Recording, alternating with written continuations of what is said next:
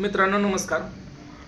शिक्षक भरती 2022च्या संदर्भात जो काही आता सुप्रीम कोर्टाचा निर्णय आलेला आहे, विशेषतः 55 आणि 60% दरम्यान जे कॅटेगरीवाले TETमध्ये पास झालेले होते आणि जे 60% पेक्षा जास्त गुण मिळवलेले कॅटेगरीमध्ये किंवा ओपनमध्ये झालेले होते, ह्या दोन वर्गामध्ये जो काही याच्या संदर्भात कायदेशीर लढा झालेला होता त्या संदर्भात सुप्रीम कोर्टाचा काल निर्णय त्या ठिकाणी आलेला आहे. आणि याच निर्णयाच्या अनुषंगाने नक्की याचे परिणाम काय होतील याबाबत अनेक लोकांकडून विचारणा होत आहे. फोन येत आहेत, मेसेज येत आहेत, व्हॉट्सअपवर येत आहेत, फेसबुकला येत आहेत किंवा वेगवेगळ्या माध्यमातून लोक प्रश्न विचारतात. आणि याच प्रश्नांना शमवण्यासाठी हे थोडक्यात आजचा व्हिडिओ या ठिकाणी आहे. याच्यामध्ये आपण सगळ्यात महत्त्वाचं की नक्की या निर्णयाचा परिणाम काय होऊ शकतो, सर्व जिल्ह्यांच्या याद्या रिवाईज होतील की फक्त काही लोकांचा ओपनमध्ये समावेश होईल, की लोकांच्या जिल्हेसुद्धा नोकरीचे बदलल्या जातील की लोकांच्या नोकऱ्या जातील, या संदर्भाने वेगवेगळे जे काही प्रश्न आहेत तर त्या अनुषंगाने आपण त्याचा थोडक्यात आढावा घेणार आहोत. त्याचबरोबर व्हिडिओ सुरू करण्यापूर्वी सर्वप्रथम जे की हे टेट 2022चं प्रकरण सुप्रीम कोर्टात घेऊन जाणारे जे काही अभियोग्यताधारक होते, ज्यांनी की हायकोर्टात केस हरून देखील त्यांच्या विरोधात निकाल जाऊन देखील सुप्रीम कोर्टात गेले आणि केस जिंकली, या सगळ्या अभियोग्यताधारकांचं मी मनापासून त्या ठिकाणी अभिनंदन करतो की त्यांच्या विरोधात सगळं वातावरण असताना देखील त्यांनी एका तडफेने ही केस लढले आणि जिंकले. त्याच्यामुळे ते अभिनंदनास नक्कीच पात्र आहेत. परंतु खरंच जरी ते केस जिंकले असले तरी याचे परिणाम नक्की त्यांच्या बाजूने, त्यांच्या अपेक्षेच्या बाजूने जाणार, विरोधात जाणार, की नक्की याचा काय परिणाम होईल, हे एक मोठं कोड आहे.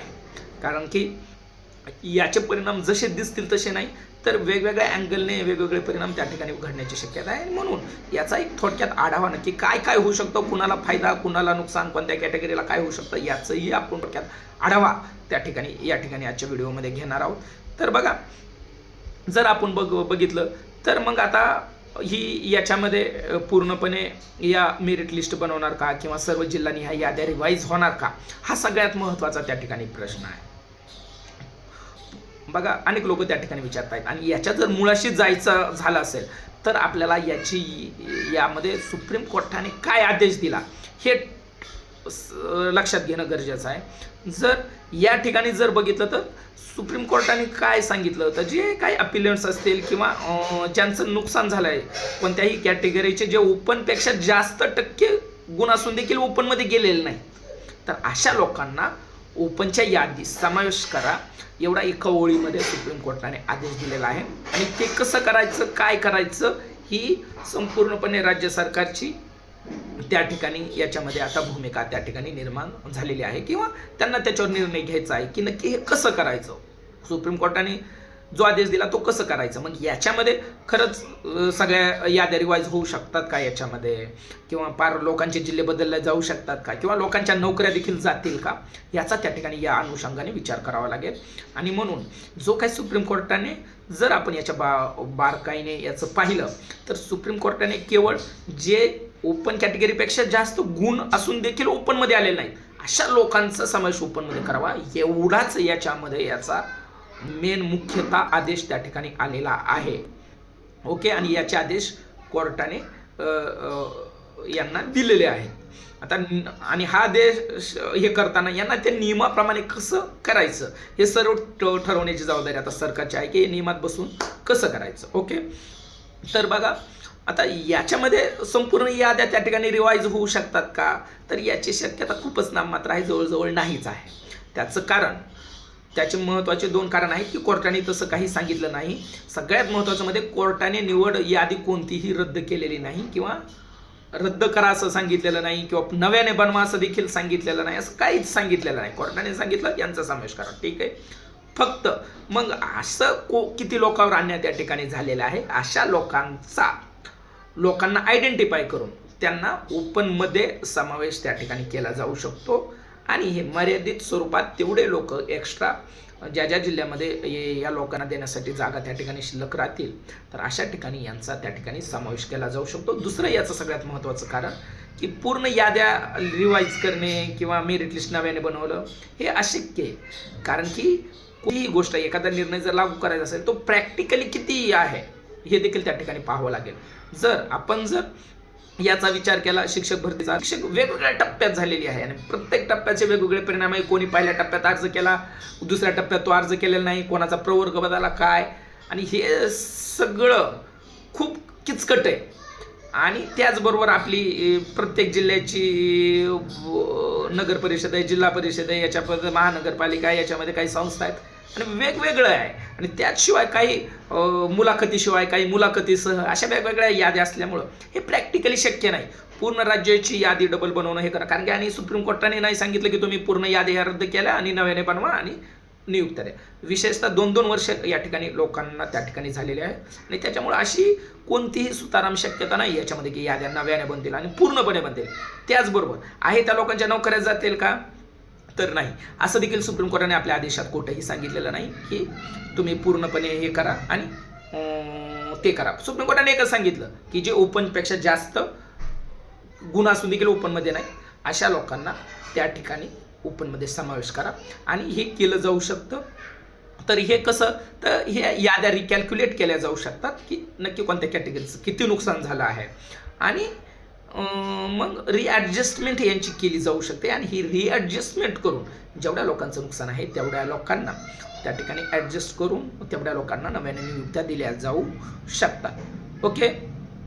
आणि म्हणून त्याच्यामुळे जॉईन झालेल्या लोकांची देखील कोणाच्या नोकऱ्या जातील अशी शक्यता फार कमी आहे, जवळजवळ नाहीच आहे. आणि जरी असं काही व्हायला लागलं तरी अटल शिक्षक संघटनेच्या माध्यमातून आम्ही त्या ठिकाणी शासन दरबारी नक्कीच प्राधान्याने आणि जबाबदारीने या ठिकाणी नक्की भूमिका मांडू की कोणत्याही व्यक्तीच्या मिळालेली नोकरी जाणार नाही. तो कोणत्याही कॅटेगरीचा, कोणत्याही वर्गाचा, संवर्गाचा जरी असला तरी जाणार नाही. याच्याबाबत जे आमच्याच्याने शक्य आहे त्या सगळ्या भूमिका आम्ही त्या ठिकाणी अटल शिक्षक संघटनेच्या माध्यमातून पार पाडल्या जातील हे या ठिकाणी मी जाहीर करतो. त्याचबरोबर जर आमच्या भूमिकेच्या बाबतीत जर विचार करायला गेला तर माझी वैयक्तिक भूमिका देखील या ठिकाणी सुरुवातीला देखील आम्ही सांगितलं होतं की अनेक प्रवर्गाला, अनेक संवर्गाला, प्रवर्गाला त्या ठिकाणी जेही प्रवर्ग आहेत तर शिक्षक भरतीमध्ये नाममात्र जागा होत्या. विशेषतः NT प्रवर्ग, NT प्रवर्गातल्या अनेक जे प्रवर्ग आहेत अनेक जिल्ह्यामध्ये 0-0 जागा होत्या.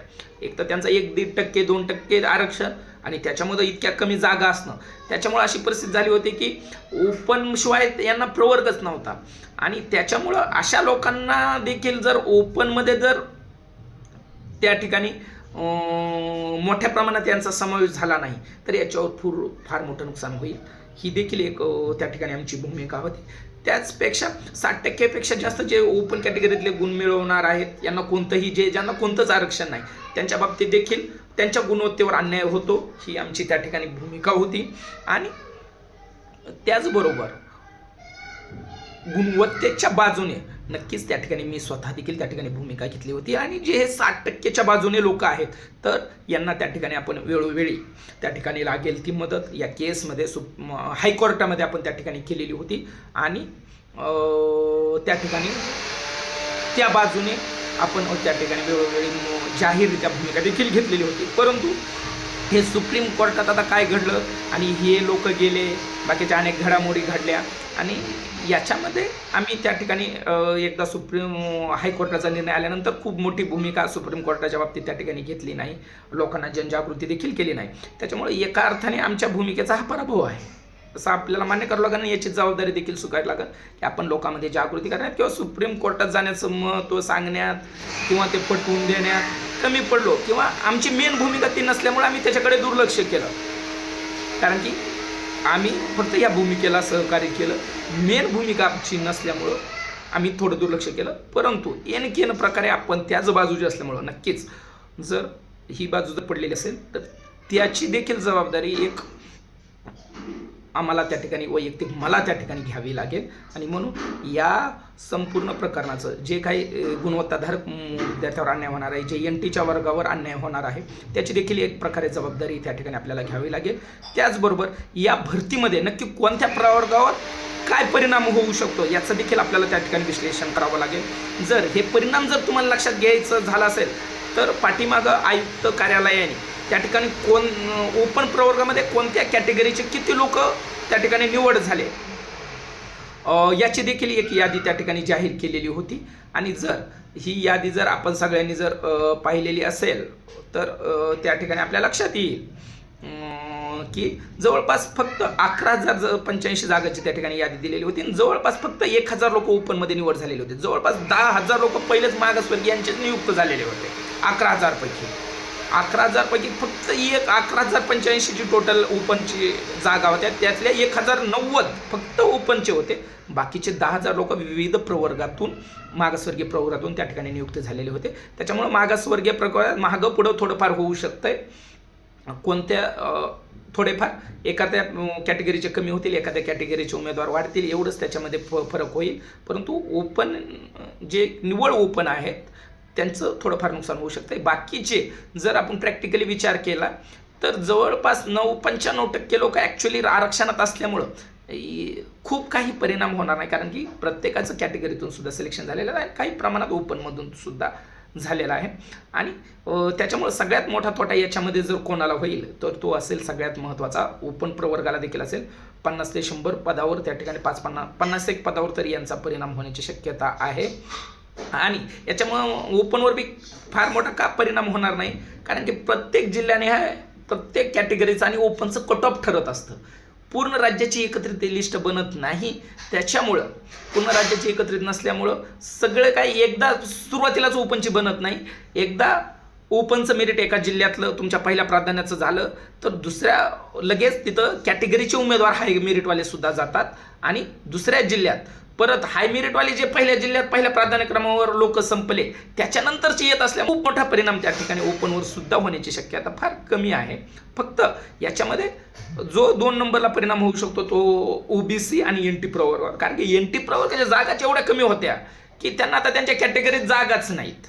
त्याच्यामुळं ते मेन जे आहे ते ओपनचे आहेत आणि ह्या जागा जर दुसऱ्या कॅटेगरीला त्या ठिकाणी जास्त चालल्या 55-60% तर एनटी प्रवर्गावर या ठिकाणी त्या ठिकाणी मोठी नामुष्की त्या ठिकाणी ओढू शकते किंवा म्हणजे हे धोक्यामध्ये येऊ शकतो एनटी प्रवर्ग. आणि त्याच्यानंतर जर आपण विचार केला तर ओबीसी नंतर जे निवड झालेली होती ती ओबीसी आपलं ओपन नंतर 1090 नंतर 869 पहिल्या टप्प्यामध्ये त्या ठिकाणी जवळपास ओबीसीची निवड झालेली होती. त्याच्यामुळं थोडेफार ओबीसी मधले सुद्धा कॅन्डिडेट कमी जास्त त्या ठिकाणी होऊ शकतात. आणि या अनुषंगाने ओपन याच्यानंतर थोडंफार EWSचे 674च्या आसपास त्या ठिकाणी ओपनमध्ये निवड झालेले होते. त्याच्यामुळं जवळपास 10-20चा 5-25 एक तर नुकसान होईल किंवा 5-25चा फायदा देखील EWSचा होऊ शकतो, कारण की EWSच्या तुलनेने मोठ्या प्रमाणात लोक आहेत, परंतु काही लोक एक कॅटेगरीत ॲक्च्युली निवड झालेले आहेत आणि काही ओपनमध्ये फक्त 674 आहेत 11,000 पैकी. त्याच्यामुळे याच्यामध्ये लय 5-25 एक तर कमी पण होईल किंवा जास्त होईल अशी सुद्धा EWSची त्या ठिकाणी परिस्थिती होऊ शकते. परंतु सगळ्यात जास्त जे नुकसान होण्याची शक्यता आहे ते म्हणजे जे निव्वळ ओपन आहेत 1090 कॅन्डिडेट, त्याच्यामध्ये 50 ते 100 पर्यंत फरक होऊ शकतो. आणि एनटी प्रवर्गात सुद्धा 5-50 लोकांचा त्या ठिकाणी नुकसान होण्याची शक्यता नाकारता येत नाही. तसंच ओबीसीमध्ये 5-50 लोकांची आणि EWSमध्ये नक्की नुकसान होईल का फायदा हे आज रोजी सांगणं कठीण आहे याच्यासाठी. आणि हे केवळ अंदाज आहेत. आणखी मी हे सांगतो की हे वैयक्तिक माझ्या अभ्यासातून माझे अंदाज आहे, ते असेच घडतील असा माझा कोणता दावा नाही, परंतु मला जे वाटतं मी तुमच्यासमोर सांगतोय. तुम्ही त्याला कसं घ्यायचं वैयक्तिक तुमच्या समजेवर आधारित आहे. तुमचे जसे समज आहे तसा तुम्ही त्याचा अर्थ लावणार, ओके, आणि तो तुम्हाला अधिकार, ओके.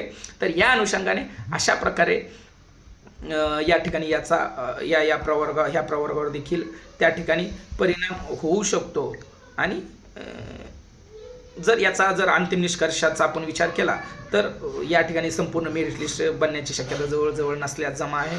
आणि जिल्हानिहाय याद्यात त्या ठिकाणी परत बनू शकत नाहीत की तर कॅटेगरी रिॲडजस्टमेंट वगैरे ज्यांचं नुकसान झालं आहे त्यांना परत नियुक्त्या मिळू शकतात. ही थोडीफार शक्यता त्या ठिकाणी मोठ्या प्रमाणात ही शक्यता आहे.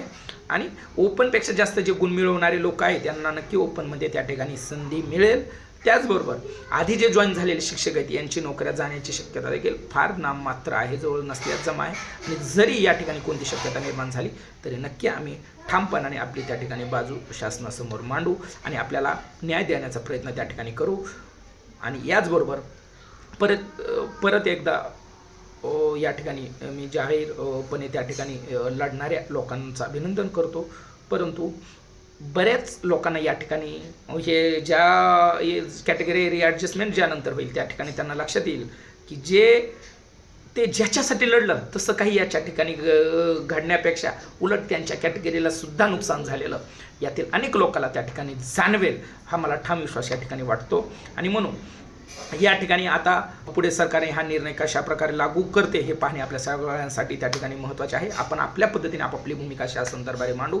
नक्की एक संघटना म्हणून आपण कशा पद्धतीने कोणती भूमिका शासन दरबारी मांडली पाहिजे, कोणती भूमिका योग्य, कोणती चुकीची, नक्की आपल्या सगळ्यांच्या कमेंट्स या ठिकाणी कमेंट्सद्वारे करा. तुमचे मत आमच्यासाठी खूप मूल्यवान आहेत. आणि म्हणून कारण की तुम्ही ज्या काही भूमिका मांडता, जे वेगवेगळे मांडता, त्यातून योग्य अयोग्य ठरवण्याची क्षमता आमच्यामध्ये विकसित होत असते किंवा नव्याने त्याच्यामध्ये आमच्या याच्या भूमिकेमध्ये देखील बदल होऊ शकतात. आणि म्हणून ह्या सगळ्या अनुषंगाने तुमच्या जर काही मागण्या असतील, काही मतं असतील तर नक्की कमेंट सेशनमध्ये मांडा, जेणेकरून त्याच्यावर विचार करून आपल्याला नक्की ती बाजू देखील शासन दरबारी मांडण्याला त्याची मदत होऊ शकेल. नक्की व्हिडिओ जास्तीत जास्त लोकांपर्यंत शेअर करा, कारण अत्यंत वस्तुनिष्ठ माहिती जास्तीत जास्त देण्याचा प्रयत्न या व्हिडिओच्या माध्यमातून मी केलेला आहे. आणि म्हणूनच आजच्या व्हिडिओमध्ये एवढंच. नक्कीच या संदर्भाने ज्या काही वेगवेगळ्या बाबी असतील यानंतर देखील व्हिडिओच्या माध्यमातून मांडल्या जातील. ओके, धन्यवाद.